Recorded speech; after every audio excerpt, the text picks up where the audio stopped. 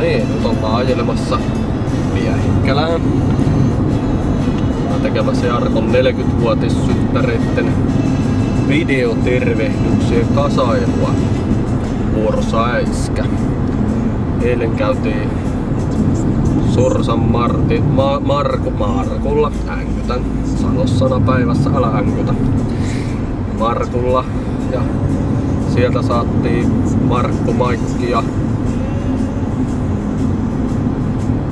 Virpi. Mirva. Täh? Mirva. Mirva, kato kun vielä sanatkin päästä. Sieltä saatiin niiltä tervehdys yhdellä kertaa. Tänä aamuna saatiin Tupulta ja Jussilta. Minna oli jossain kyläilemässä. Se olisi ollut Kouvolassa, mutta ei nyt just sattunut sitten saamaan. Ja koska aikaa on rajallisesti, ei jääty enää ottelemaan sitä. Tänään olisi tarkoitus käydä Holtarin Matilta Enolta hakemassa ja Peltolan Jarilta vielä sitten.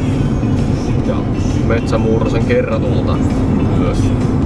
Katsotaan, jos saataisiin Äiskältä ja Kertulta yhtä aikaa ja miksei vaikka Matiltakin Holtarilta. Aurinkoisessa päivässä ajellaan Sippolan tietä kohti Miehikkälää.